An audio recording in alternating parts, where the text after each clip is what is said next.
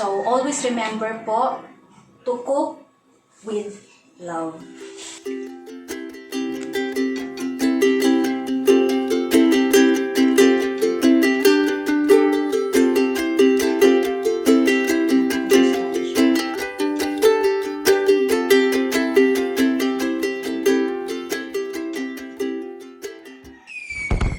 Happy New Year, everybody! So, hope this year, 2020, will be a better year for all of us. So, welcome back, guys, to my channel, Home Cooking with Joyce Alvior. As I always tell you, I'm not a chef, but I love to cook and my passion is cooking. So, I want to share with you guys my recipes in my own way. So, kumusta po ang New Year niyo? Hope lahat po tayo ay may magandang Christmas Eve and New Year's Eve. So for today, guys, this is my first home cooking video this year 2020, and sana po what I mean is samahan niyo po kami sa aming first video, okay? And since katatapos lang po ng Christmas and New Year, of course, siguro marami po tayong mga leftover na dishes like lechon kawali, crispy pata, and more. So, pwede po nating i-recycle yung mga natirang food natin.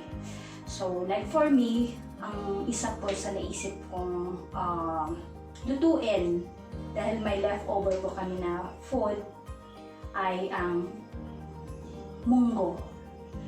And para po, healthy dish naman po tayo today, okay? So, tatawagin ko po ang recipe ko na Ginisang Monggolicious. Okay? So, I will share also with you guys how I cook Ginisang Monggo and how to achieve yung thick sauce or malapot na sabaw ng monggo. Okay? So, our ingredients are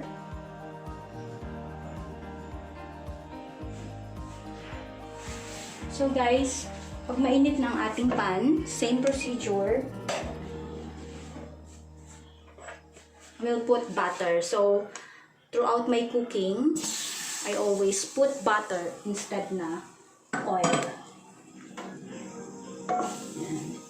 And by the way, guys, sa mga bago po sa channel namin, we're here sa aming tiny kitchen.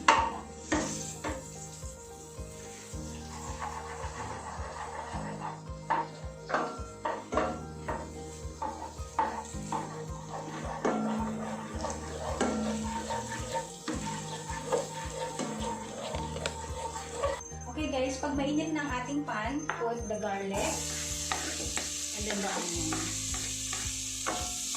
So ito po guys yung konting leftover na isasahog natin, lechong kawali na isasahog natin sa ating monggo.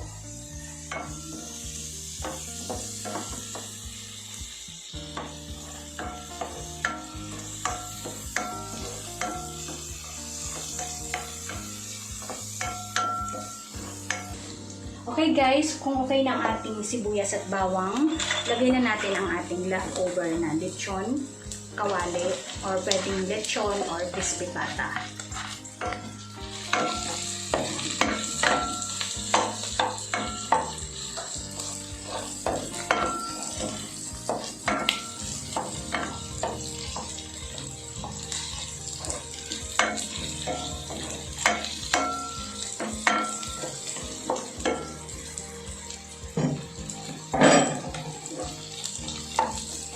Okay guys, pag okay na yung ating sahog, lagyan na natin ang ating monggo. So pinakuluan ko po ang ating monggo for about 30 to 45 minutes. And alam nyo guys, mas masarap ang monggo na nadikdik or duro compared sa whole one. So kung may nakita po kayo sa palengke, try nyo pong bumili ng duro instead na buo. Kasi po, mas ma-achieve po natin yung mas malapot na monggo. Okay?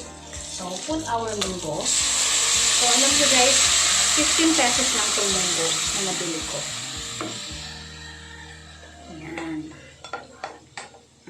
And then, let it simmer guys for about 10 minutes. And then, ilagay na natin ang ating green leaves. So, lagyan din muna natin siya ng nor cubes. Pampasarap. Okay? Pampalasa. After 5 minutes guys, check natin kung kumusta ng ating munggo. Wow, sarap. So, dagdagan natin siya ng patis, pampalasa. Okay. And then, lagyan natin siya ng siling haba for anghang factor. Itong siling haba na binili ni Vince, hindi ganong maanghang. So, kaya nilagyan ko ng 4.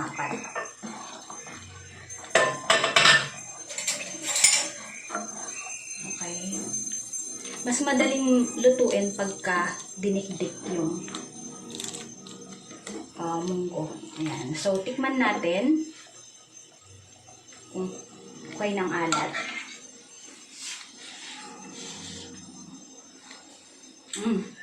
Okay na. Sarap. So guys, last ingredient na ilalagay natin ay ang ating green leaves. Meron akong dahon ng sili at dahon ng ampalaya. So sa pagluto ko po ng munggo, ginisang munggo, instead po na bunga ng ampalaya, we always put green leaves. So pwede rin pong malunggay leaves. Okay? So let's put our green leaves. Very healthy.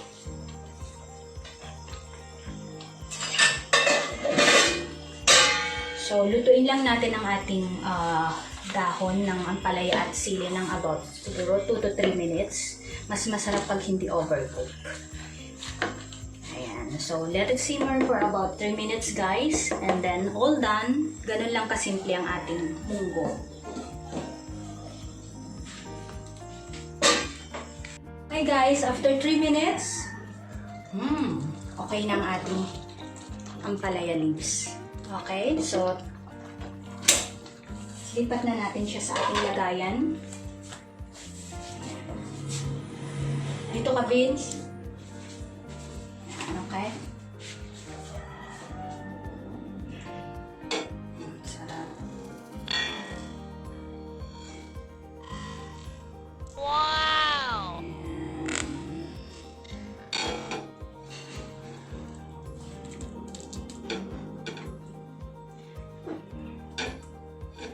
Napakasustansya.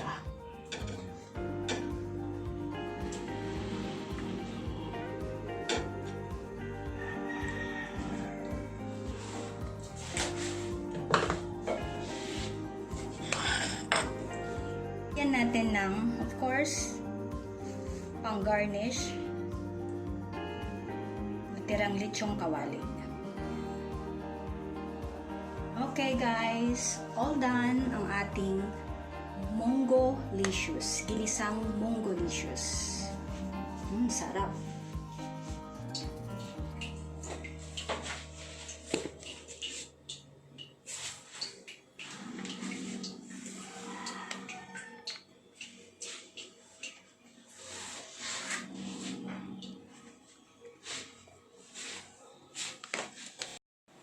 Okay guys, so it's tasting time. Tasting. Okay. So, for sure, pag munggo ang ulam ko, mapapa-extra rice ako sa sarap. Okay. And, by the way, mas masarap pa ang ating munggo kung may partner na pritong isda. So, ngayon, nagprito po ako ng tilapia. Ayan. So, pwede rin pritong galunggong. Okay? Sarap. So, tasting time, guys. So,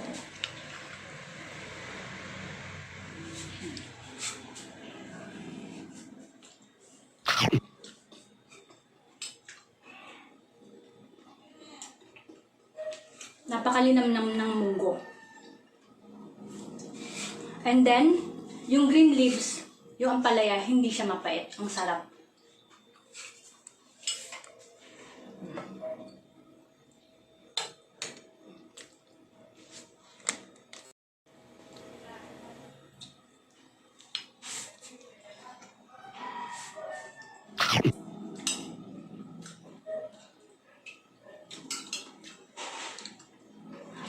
guys si Bean. So, kakain na kami. It's lunch time. So, thank you guys for watching. See you again on my next vlog.